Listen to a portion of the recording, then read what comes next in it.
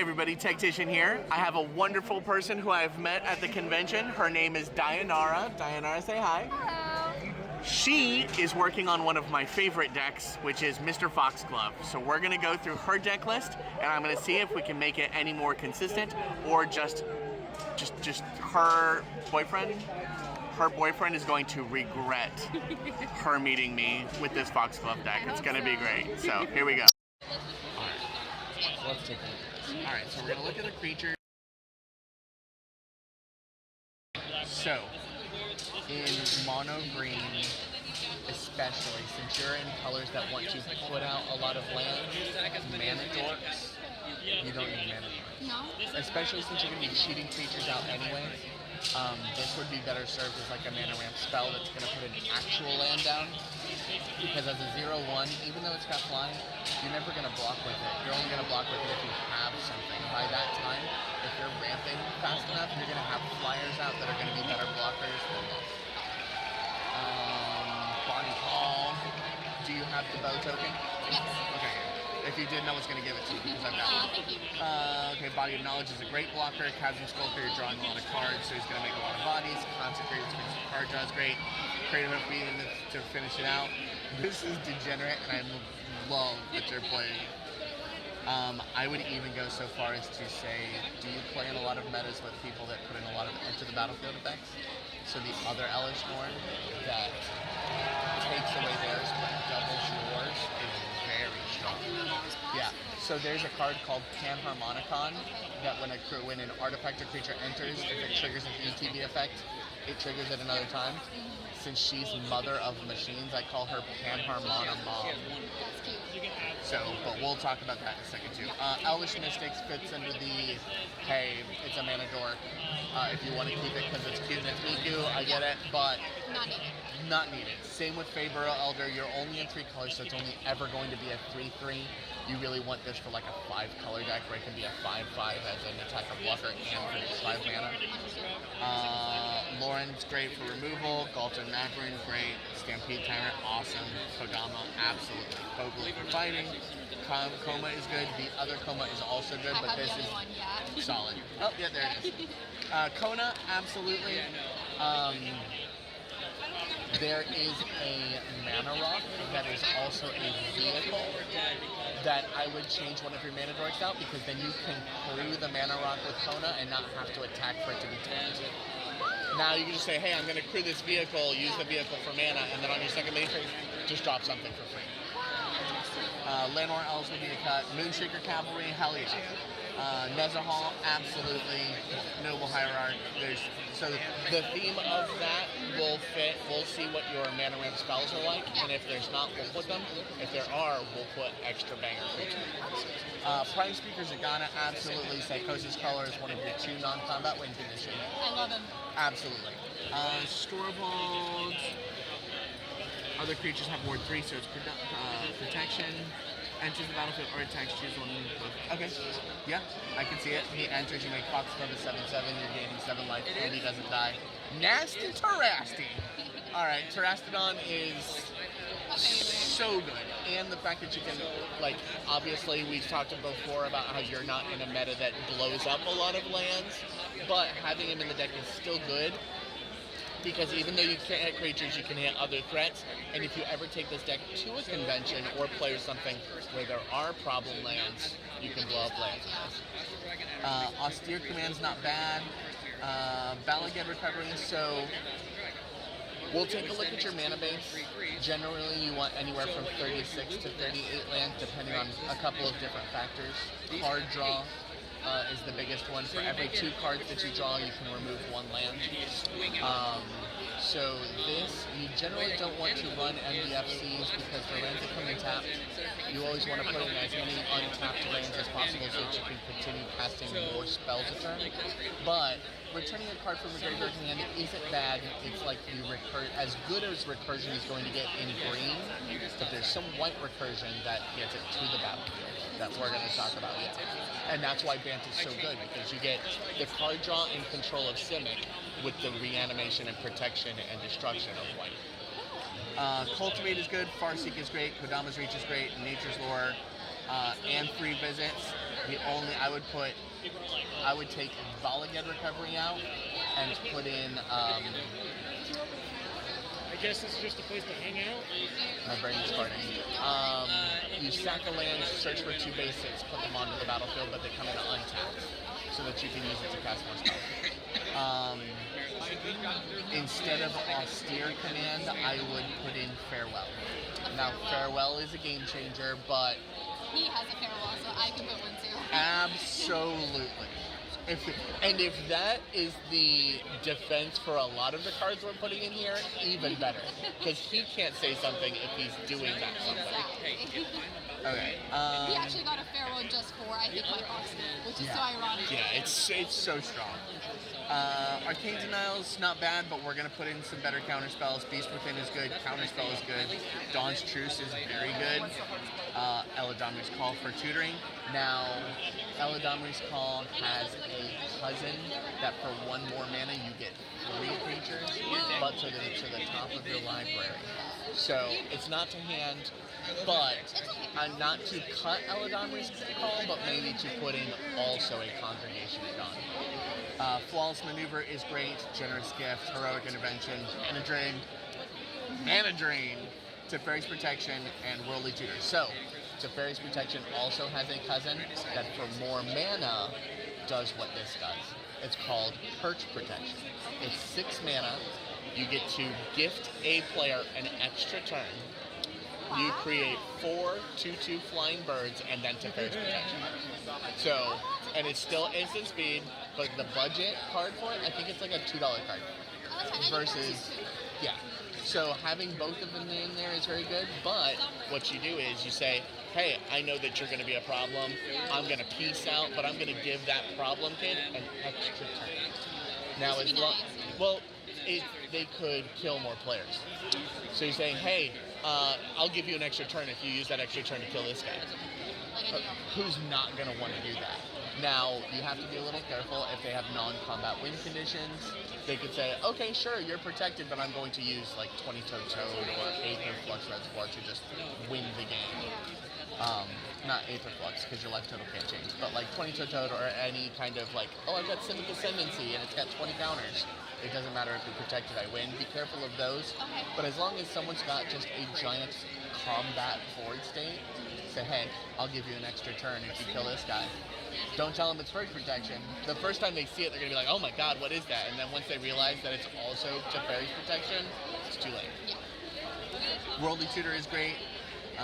Arcane Signet is great. Brotherhood Regalia for unblockable and protection is good. Lightning Greaves for protection is good. Mythical Code. So Simic Signet and just Simic Signet. So Simic Signet could come out for an actual mana spell. I hate signets with a fiery passion that burns in the lowest level of hell. I kind of hate them too, honestly. They don't do anything on their own, and like a lot of new players that I'm teaching Magic, they'll buy a precon that has signets in it, and they'll leave that open as like their last mana, and then realize that it doesn't do anything. I'm like, it's just better as a cut. You have Thought Vessel and Decanter, so I would probably put something like Nyx Lotus. For 4 mana, so it's a little bit off curve, but it taps for your devotion to any color. Because you're putting out creatures, and a lot of your green and white creatures have multiple pips, you're tapping that one thing for like 8 or 9 mana. Apart from that, Soul Ring is good, Stronic Resonator is good. I would even go so far as maybe to double up on the Swift Lithiform engine. You pay 2 mana to copy triggered or activated ability, 3 mana to copy an instant or sorcery you control, and 4 mana to copy a permanent on the stack that you control. So if you do mid to late game have a lot of mana and you want to say copy Nature's Lore or Farseek, now you're spending 5 mana to get multiple lands onto the battlefield on tap. Say you have enough mana to copy Nasty Terasti. Since you're putting him into play, that's an ability that uses the stack. So you're not casting it to put it on the stack, but you're using the ability. Double Psychosis Crawlers. Now every time you draw a card, yeah. Now you can copy a legendary spell if it has an enter the battlefield effect like Prime Speaker Zagana, you'll instantly sacrifice it to the Legend Rule, but you'll still draw a boatload of cards. Awesome.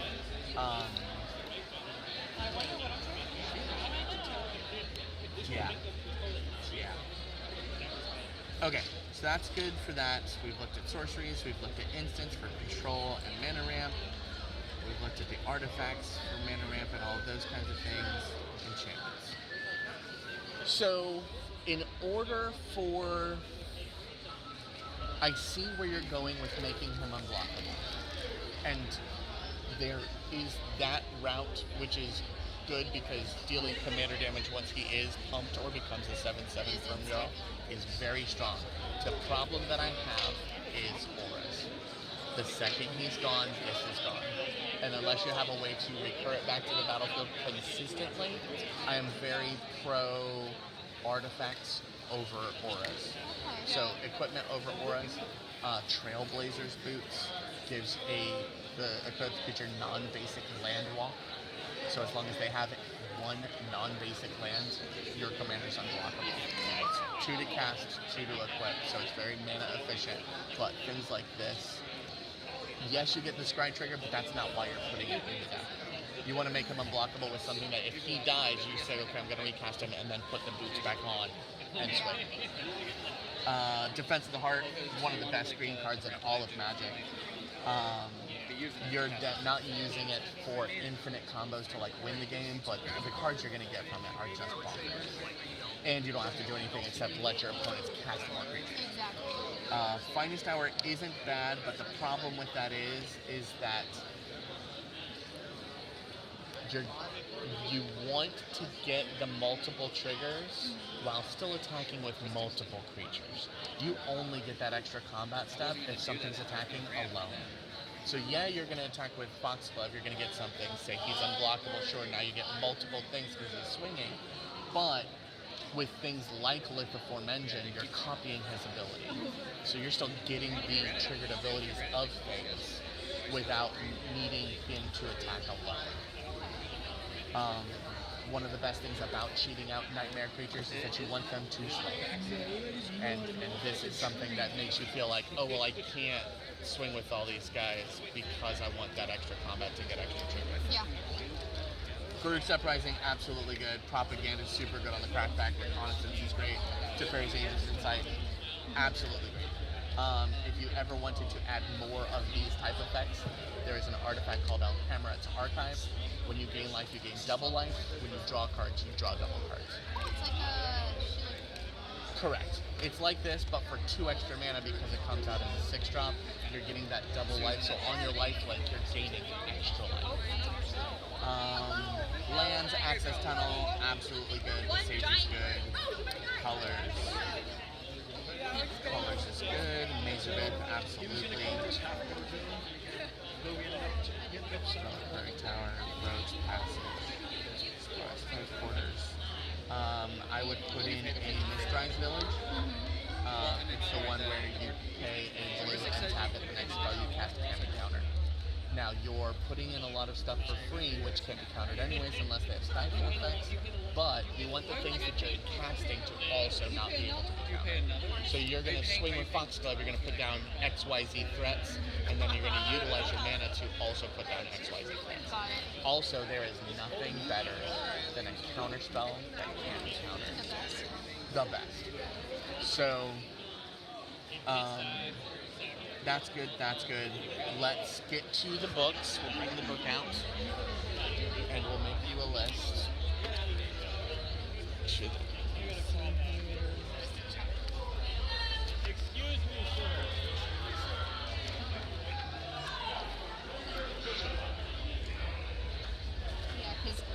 Chris wrote down a couple of things for me to ask in case I forgot. Absolutely. And he said here, creature recommendations, which is the most important. Foxglove protection, interaction to protect, Foxglove removal, and mana-based counter. That's the majority of stuff he said. Let me, Now, we're not going to card for card make it that, but I think from what I'm seeing here in your play style, There are some that would just be banger cards that you should have.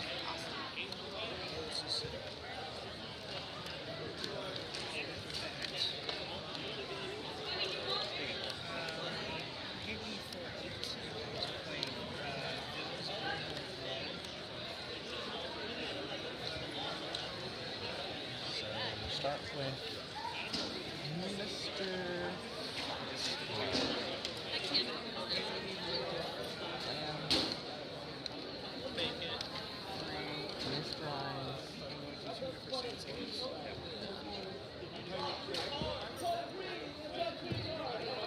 Shifting Woodlands. It's top deck manipulation. So simple. Shifting Woodlands. You can't cast Let's say you put down a big problem and they're like, I don't like that, and they get rid of your problem, make you sacrifice it. So Shifting Woodlands enters the battlefield tapped unless you control a forest, which you have many. And it's not a basic forest, so if you have your duels, everything, your shock, stuff like that, it'll still come to Awesome. tap to add to green, so it's going to be, it comes in and you can immediately use it. But the good part about this is that if you have Delirium, which means 4 different card types in your graveyard. So you've got Child Fetch lands, so lands, you've got Sacrifice artifacts, anything like that. As long as you have 4 different types, you can pay 4 mana, not tap it and pay 4, you can pay 4. And this becomes a copy of any permanent in your graveyard. Yeah, on a land. And it's until end of turn, so once you pass that turn, it becomes a land again, and you don't play against a lot of land destruction, so it becomes a threat on your turn, and then it goes back to being a land. Say you've got Coma in your graveyard, because someone was like, I don't like Coma, blah. Now, you can have this become Coma for 4 mana instead of all of that. Swing with Coma, get your Coma coils, at your end step, this becomes a land again. Yes. Now let's say you also have Avacyn on, someone has made you sacrifice Avacyn is in your graveyard. You pay 4 to make it Coma. Someone's like, I don't like that Coma, kill it. For 4 mana, at instant speed, you can now make Coma Avacyn. Now it's indestructible. Now you can't blow it up. That's awesome. Yeah, this is one of the best lands for when someone has already gotten rid of a threat. And you can do it at instant speed. And it's target permanent. So you can say, okay, I've got a Nykthos that produces a lot of mana. For 4 mana, I can have this become Nykthos, which will produce for 4 mana, say it will produce 16 mana. Wow. Now you're netting extra mana because this can become a target of any target permanent card in your graveyard. Yeah, very strong. So between this and Mistrise Village, now your stuff can't be countered, and you can have this become copies of threats that have already been gotten rid of. Or, say you're playing against mill decks, and someone mills something into the graveyard, now you can have it become a copy of that. So you pay attention to the Delirium, because the Delirium is one that is the one that pays attention to the most. Did I see? I did not see.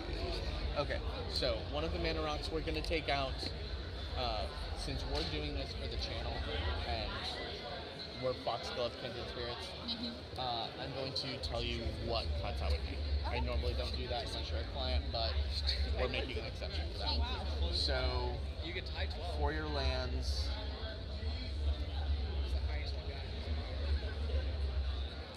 you do want to keep some basics because you do have your Cultivate and everything in there and your Kodamas Reach.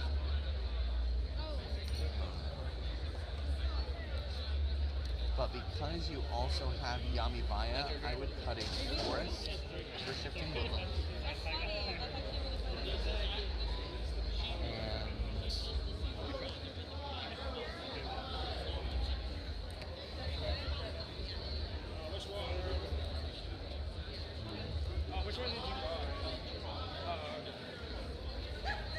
Overflow for Mistress.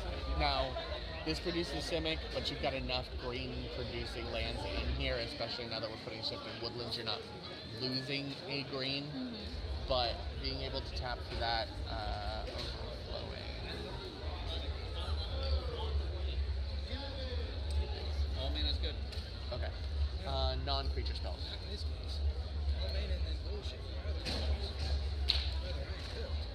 Lurking Predator.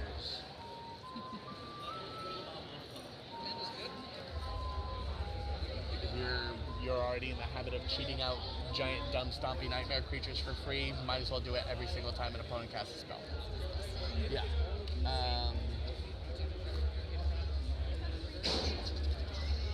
The Great Henge. So the Great Henge, Too bitty? especially since you're in a proxy happy environment, this card is absolutely busted. It costs X less, where X is the greatest power amongst creatures you control, so you're generally only ever paying 2 or 3 for it. But it adds 2 green mana, and you gain 2 life every time you tap it. So I'm going to tap it, get some mana, gain some life. And again, if you have Alzheimer's Archive, when you tap this, you're getting 4 life, because when you gain life, you gain double life. Whenever a non-token creature enters the battlefield, not cast it, enters the battlefield, it enters with an extra 1/1 counter, and you draw a card. So you say, I'm going to swing a Foxglove, I'm going to draw a card, put a creature down, and then draw another card. This, you can stack these triggers with your Strionic Resonator and your Lithoform engine to where you put a creature down, you draw a card in between the 2 triggers of Foxglove. So you're going to swing, you're going to activate this, and then you're going to activate your copy. When that enters and you draw that card, if it's a creature, you can then automatically play that with the second trigger from Foxglove. Wow. So it gives you more card advantage, and to be able to say, well, if I don't have a creature card in my hand, a second creature card, and I draw it, I could still put it down. Yeah. So that would be in the place of one of your other mana rocks, your Simic Signet.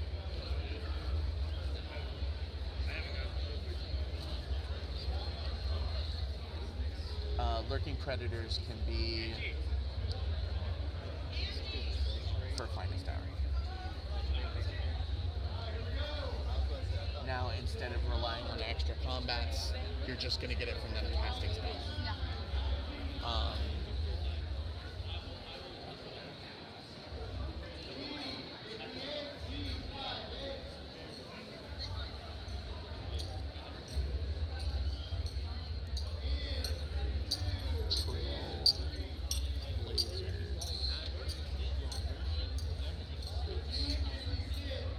Is going to come out for Aqueous form. Test of Endurance. Now, normally, I would say,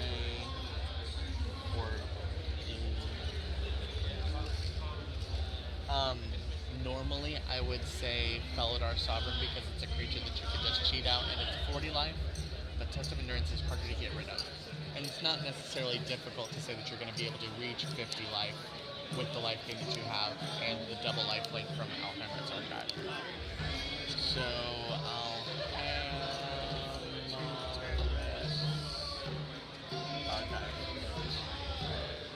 Test of Endurance will come out for Secret Rendezvous. Oh, it does say. So Secret Rendezvous isn't bad, but Secret Rendezvous is the kind of card that you want to put into decks where you have no card draw. True. You're in Bant, you're drawing cards from Foxglove, you're drawing cards from other way better things. You don't need this for your card draw, and you definitely don't need to give card draw to your opponents. Yeah. I've always kind of disliked putting that card up because I don't want to give them the card. Yeah, and you're giving them 3 cards. I usually use that as an emergency when I need card draw, Yeah, you put this into like a mono white deck, because mono white hurts for card draw a lot. That's the kind of thing you put this in. Or like a group hug deck, like if you were running Bumbleflower or something where you want to hug people for political means, that's a good card for this. Bolliged Recovery. So Bolliged Recovery is going to come out for Alzheimer's Archive.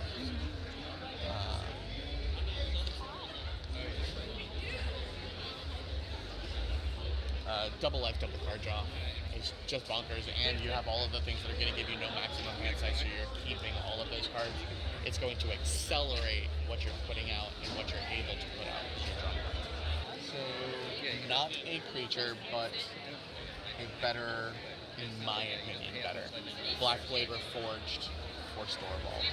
So Storvald is a good, he's got Ward 3, and he gives your other stuff Ward 3, but that Ward 3 is really good. My problem with this is that you have good protection. You've got Dawn's Truce, Flawless Maneuver, Heroic Intervention, and Counter Magic for anything else that wants to target things. Okay. You've got Archetype of the green archetype, so all of your stuff has hexproof. Like, what you're really getting out of him is making Foxglove a 7/7, or making another big thing a 1/1. Okay. This is a permanent that stays on the battlefield that with the amount of lands you're going to be putting out is going to give him more than 7. Does that make sense? Yeah, I see it there. So quick Yeah. trigger +1/+1 for each time Yeah. you control. And you're casting it for 2 and equipping it for 3, so it's really only 5 mana versus this, which is 7. Now, it's not a body, but we're going to put other bodies in here that are going to be way better bodies that you're going to put down anyways. And once we get to that point, you're going to be like, okay, well, this is just better. Yeah. So Black Blade Reforged.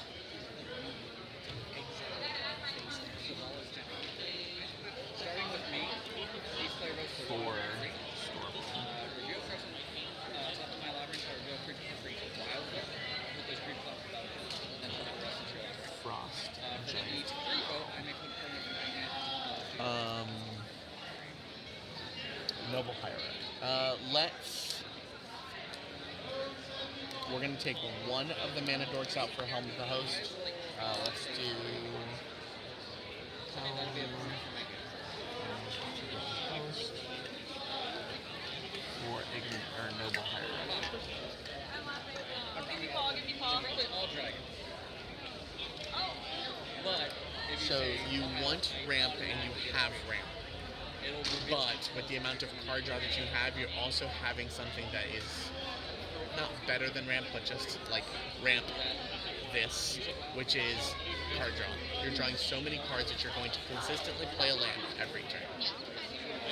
That is sometimes even better than mana ramp, because if they miss land drops and you're not missing land drops, now when you cast your ramp, you're going even further ahead of them. Because they miss a land, you're not missing land, and you're also ramping. So by taking out your mana dorks and not replacing it with mana ramp, you're still not at a default on mana advantage. That will give you Helm of the Host, which will make another copy of Foxglove. So Helm of the Host making extra Foxgloves with haste. Now they can swing. You don't even care if they die, because you're just going to keep making more copies.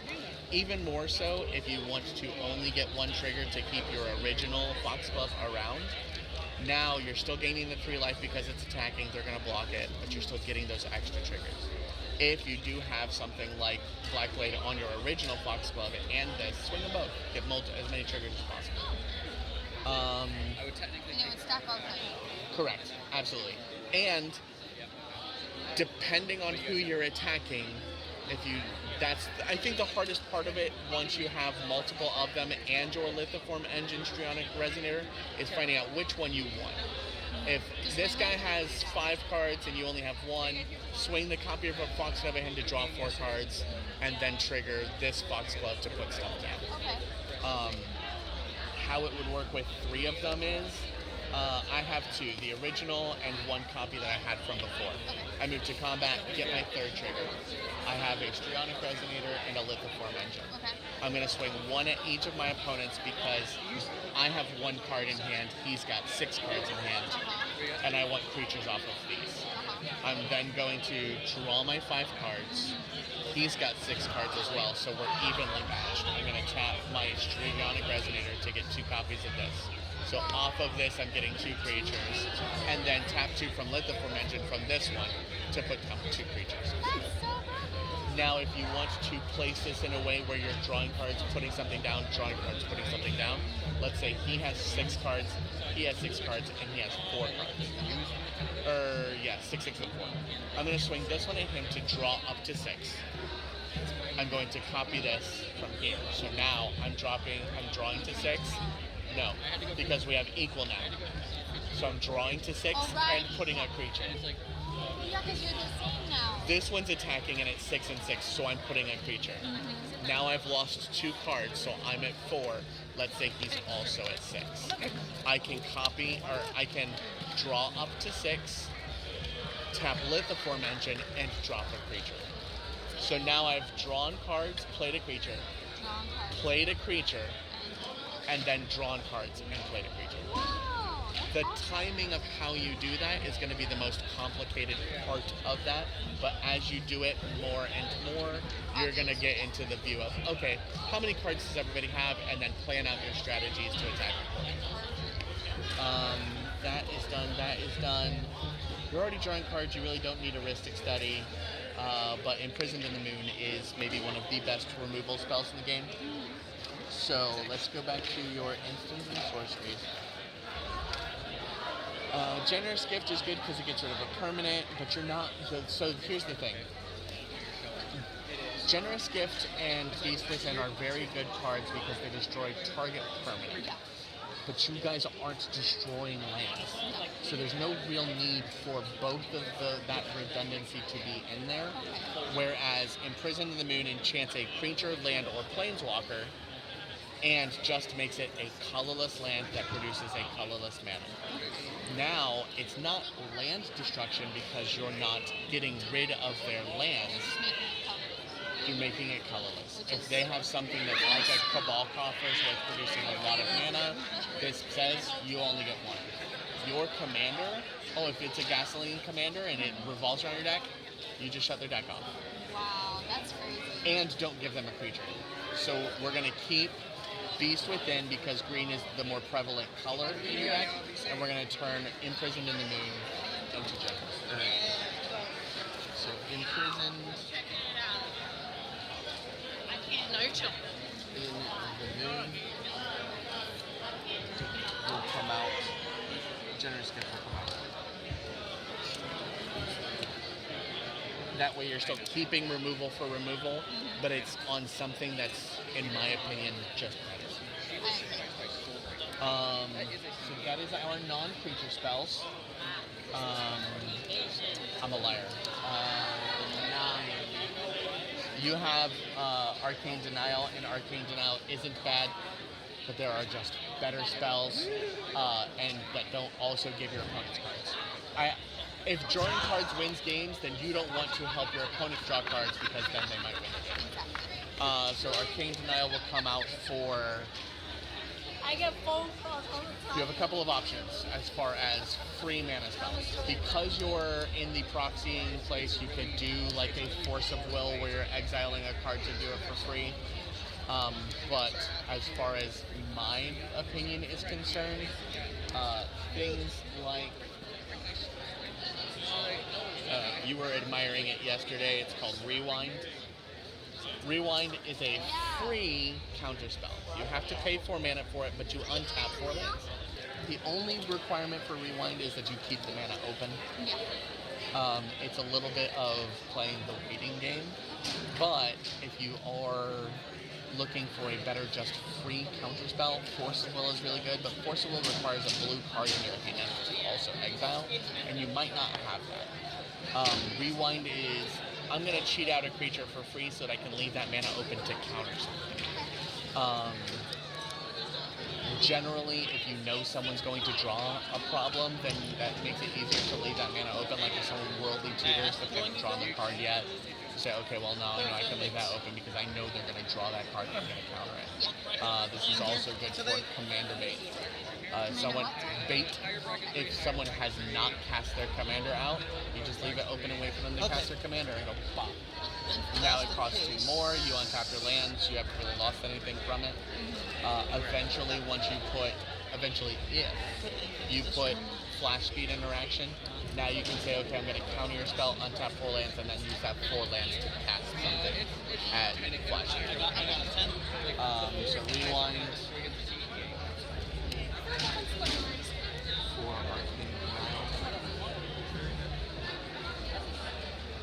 Also, if you have any mana sinks, Harrow.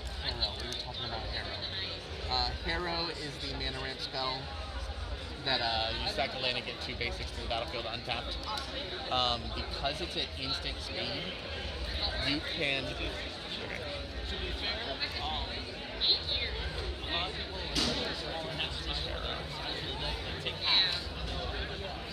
So Hero at instant speed as an additional cost to cast it, sacrifice a land, search your library for 2 basics, put them on the battlefield.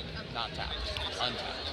So say someone is going to cast something and you've got Counterspell in your hand. You're going to pay 3 mana, sacrifice a land, get 2 blue islands to the battlefield, and then Counterspell. Right. Smart. Absolutely. If you have 1 extra land, you can Harrow into Heroic Intervention. You can Harrow into Dawn's Truth. It's So you cool can say, because I never think of this as opening absolutely. myself to a lot. So a lot of, like, there's the deck smithing side of this, but the coaching side of it is also important to me.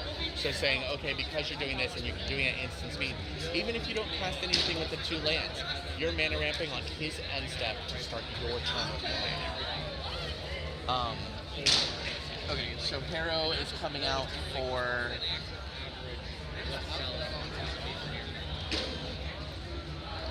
Elvish. There's just one, and the first floor is like Then there's the vehicle that we were talking about for Kona. Cultivator's Caravan. So Cultivator's Caravan is a 3 mana rock, but it's got crew 3. So if you have Kona, he taps for 4 to crew this. You swing for 5 or tap it for mana, either way. And then second main phase, you drop something for free because of Kona. Now normally I'm not in the habit of adding cards to a deck just for 1 card, but it's a mana rock, so it still produces mana. And you can do it in defense as well. So you've got a 3 mana creature and someone swings a 4/4 at you. You crew for 3, block the 4/4 with a 5, kill a creature. So now it's mana ramp, removal, damage, and a trigger for Kona. Anytime you cast 1 thing, you never want that 1 thing to just do 1 thing. You want it to be multifaceted or trigger multiple things. And this is one of those things where a mana dork that's just tapping for mana and isn't going to block anything because it's going to die is just better than this. On top of the fact that if this isn't crewed yet and someone wipes the board, it survives. Because it's not a creature. mostly because when the events are happening in the earlier turns, and plus you already have Because this doesn't stay, it disappears. It's until end of turn. Okay, yeah, thank you. I can just keep doing it every time. Absolutely. That is for Birds of Paradise. No, technically worse, but I'll have to keep it because I don't want to go down. Birds of Paradise is a phenomenal card in decks that care about mana dorks. If you get it in your opening hand, it's absolutely great. But if you get this card on turn 6, turn 7, and now it's got summoning stations, you've got to wait until turn 7 and turn 8, it's just better not to. It's definitely a hot take because there are people that will die on the Birds of Paradise hill, but yeah. Everything that you get from this is just worth the 2 extra mana. Alright, let's go to creatures.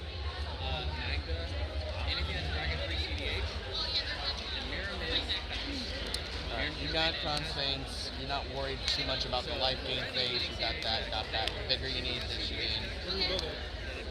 I'm hoping her tool, Mr. Foxglove, to bans cheap creatures out, draw cards. Yeah. It's my second favorite deck out of all of my 626 decks, and she wants to tool it to make it better, so, like, it's a pet project. So, of the ones that we have here, we've got 1, 2, 3, 4, 5, 6, 7, 8, 9, 10, 11 creatures that are just tip of the top, cream of the crop that should be in here. The cuts is where we're going to get a little into the, hey, which do you prefer, which do you think is better?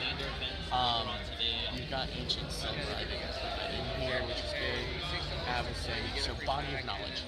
Body of Knowledge is a phenomenal blocker and it gives you no maximum chances, but it has to take damage.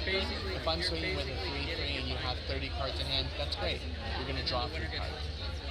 At its ceiling level, if someone's swinging like a 30/30 at you, you're going to draw 30 cards, but you don't get to control how many cards you draw with that. If I swing a 30/30 at you, that could deck you and kill you. So this card is definitely going to come out for Vaultborn Tyrant. Vaultborn Tyrant, whenever it or another creature with power 4 or greater enters the battlefield, you gain 3 life Awesome. and draw a card. I like that. When this creature dies, if it's not a token, you get a token of it, Oh, that's which triggers it again. wow. So it's very hard to get rid of, and it's good card draw and good life gain, and it's just got trample. Awesome.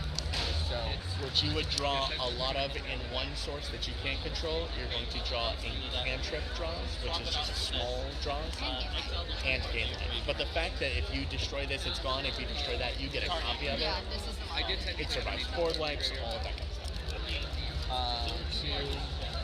The most important after that is going to be Nyx Blue Mage.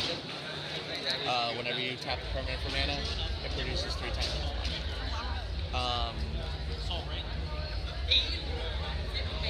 We're going to take out Fabro Elder for this because it keeps in the theme of producing a lot of mana, but you're going to get 3 times as much mana.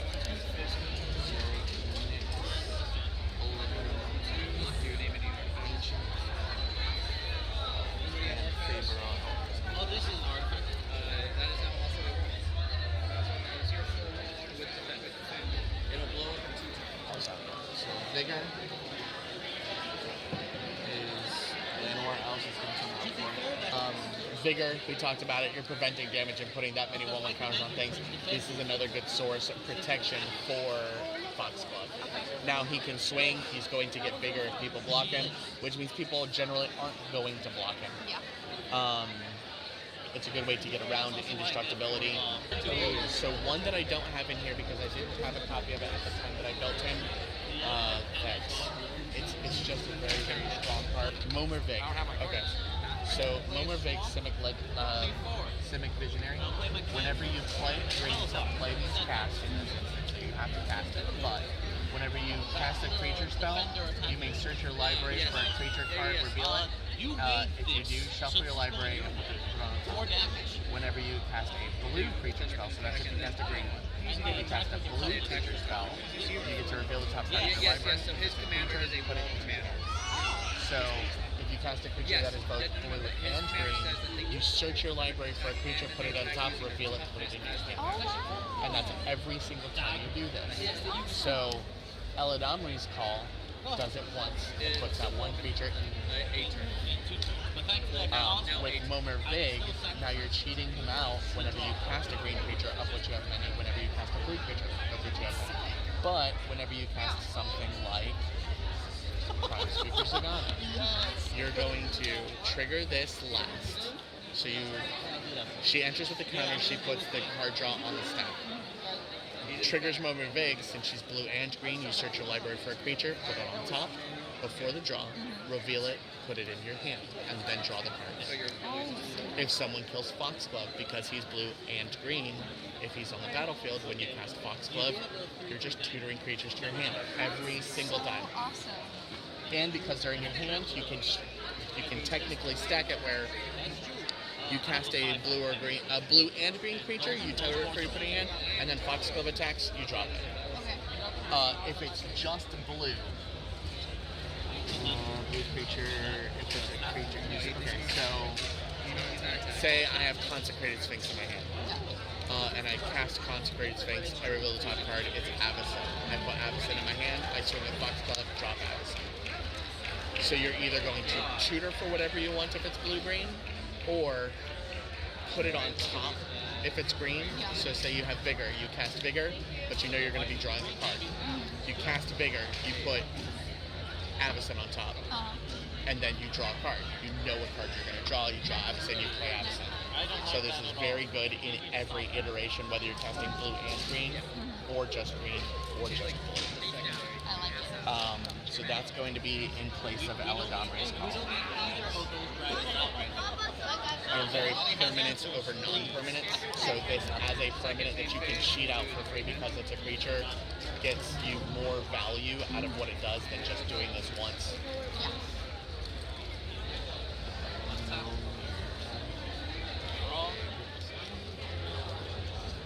Okay, so we've got Vigor, Vaultborn, Nyx Bloom, Rewind, we did Momer Vig, Stonehill Chieftain, and Absolute. Okay, so Stonehoof Chieftain is another good thing that makes Foxglove indestructible so he can attack, but he's got Trample and Indestructible. He's an 8/8, so he sticks around very well. Whenever another creature you control attacks, it gains Indestructible and Trample until end of turn. So now you can full swing, not have to worry about any of your creatures dying, stuff tramples over, and if you have a board wipe afterwards on your second main phase after they've all attacked, you get to destroy all creatures and your guys survive. Okay, so you have some redundancies. Lauren, when it enters, it destroys something, but again, your drawing card and an opponent's drawing card.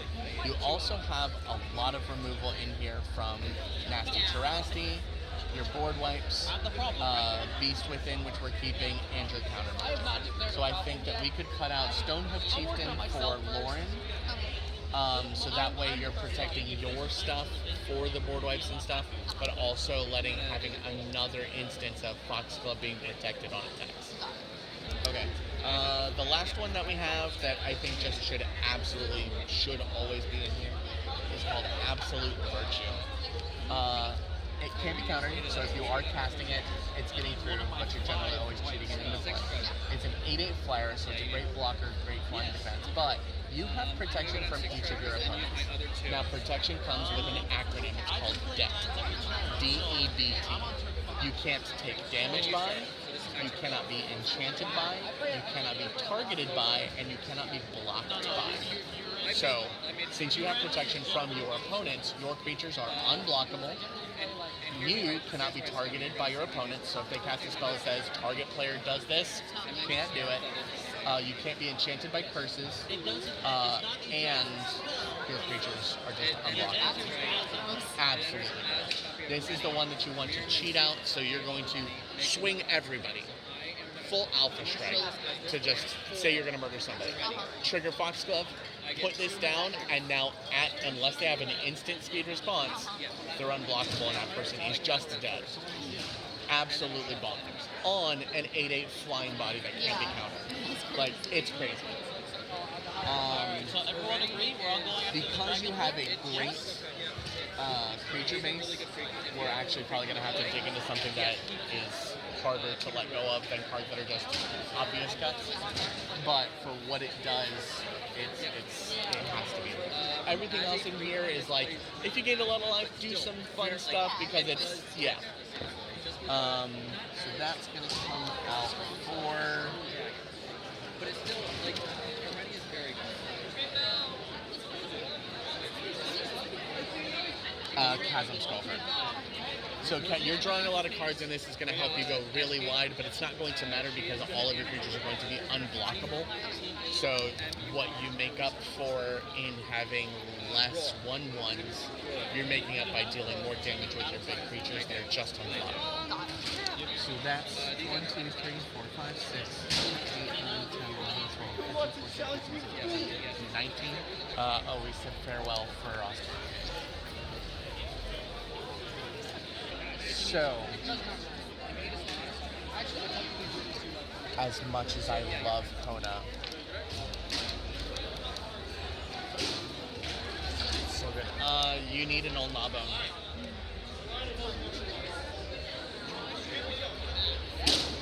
So, obviously Kona's going to put a permanent into play for free, but it's only one. Old Gnawbone, whenever you deal damage with any creature that you control, you create that many treasure tokens. It's so good. And it's a 7/7 flying body. So, yeah. So, you are going to have to cast those spells, but who cares? You're going to get 5 more spells than 1 permanent. But that creature, I need 1 I'll play a range.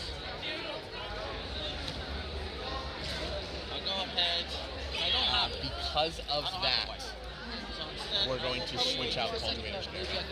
I'll pay 2. Because there is a better spell that will be here. And then I gain 2 life. Genesis Wave. For a picture with CO.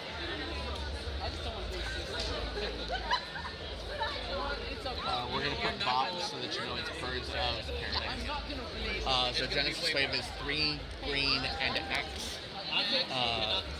however much mana you spend into X, you reveal that many cards from the top of your library. Each permanent CMC or mana value X or less goes onto the battlefield. Nice. It includes lands because lands have a mana value of 0, but they're permanent, so it sees it. So this is still technically a mana ramp spell. How many lands is always going to be random, but the more you put into X, the more it's going to be good for you. Now, obviously, 8 is the general ceiling of a lot of your creatures. You won't hit your Galtas, or you won't hit Primal Hunger. Or Primal Hunger is not even in there. Yeah, so you generally always want it to be at least 8. So you're going to spend 11 mana, 3 green, and but obviously, if you've hit with Old Gnawbone and you've got 30 treasures, go ham. That is something that will require something else. Sirach.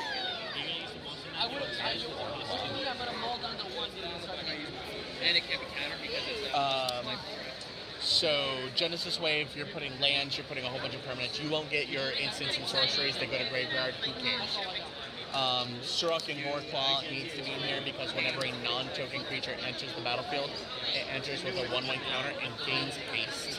This is a mass haste enabler.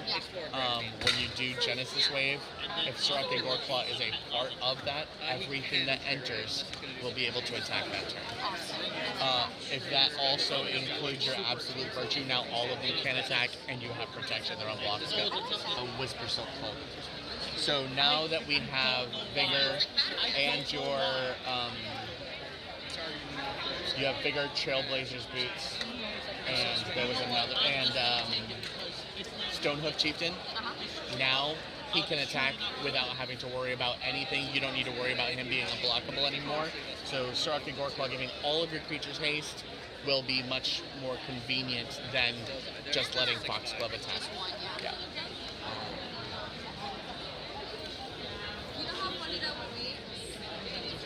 Okay, let's get a picture of this. You do this. We'll do this here. We'll take a picture of this, and then you're all set. And then you just cut them card for card. As you play them, you'll get to figure out how they work and everything like that.